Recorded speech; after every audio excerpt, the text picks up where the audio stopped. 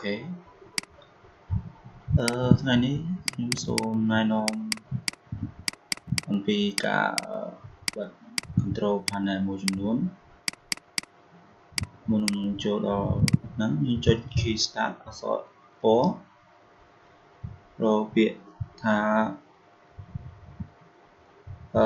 GP edit MSC អូខេតមកទៀតយើងចូលពាក្យថា admin administrative template រកពាក្យថា control panel តមកទៀតដូចយើងឃើញមាន option 4នៅទីនេះស្រាប់ខ្ញុំសូមបង្ហាញ option ខាងក្រោមគេពេលនេះមានន័យថា show only suspect control panel item មានន័យថាយើងចង់ show item មួយណាដែលយើងចង់ show នៅក្នុង control panel ឥឡូវខ្ញុំចូលទៅសាកល្បងយើង double click ទៅហើយយើងយកពាក្យថា visible so ហើយយើងវាយពាក្យចូលមក display ហើយយើង OK ទៅមកទៀត apply OK រួចហើយយើងទៅ review មើល control panel របស់យើង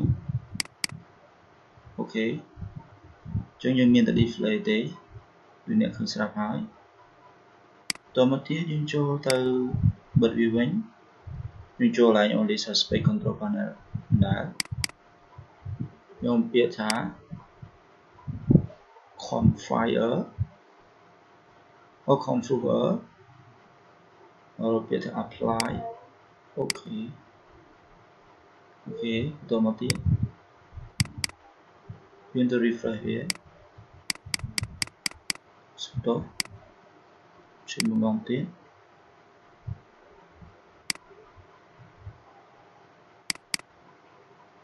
អូខេខ្ញុំភ្លេចអូខេ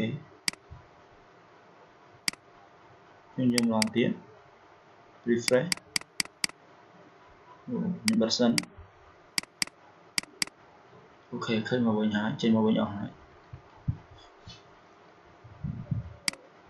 អូខេបន្តមកទៀតយើងចូលពាក្យថា hidden certified control panel item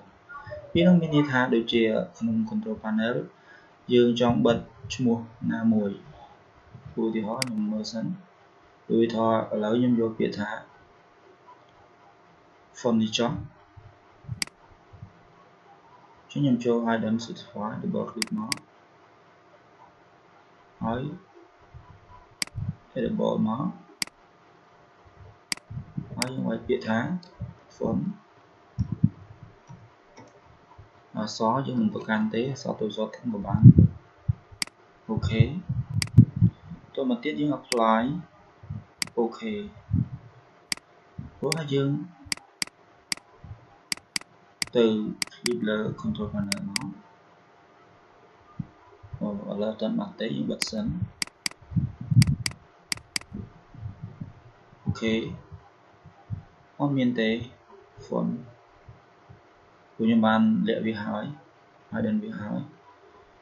អញ្ចឹងយើងចូលទៅបិទវាវិញខ្ញុំ double click ហើយយើងដាក់ non configure ហើយ apply អូខេរួចហើយយើងទៅបើកវាវិញទៅ click លើ control panel វិញដែរអូខេ font មានហើយខ្ញុំបិទវិញតមកទៀតខ្ញុំសូមណែនាំអ្នកអំពី prohibit access to control panel and PVC setting ពីនេះមានន័យថាគឺចង់បិទ control panel ទាំងមូលតែម្ដងអញ្ចឹងខ្ញុំសូម click លើវា Apple apply អូខេចុចលើ control panel អូខេ jurisdiction គឺអត់មានទេ This operation has been cancelled. Restriction in effect on this computer. Please contact system administrator. Ok, nhưng bật việc bánh báo miền tế những chỗ từ bảo việc làm với dương bật việc làm với ở đà thòng đá những đã biệt thang nó configure. Ok, apply. Ok, bảo việc với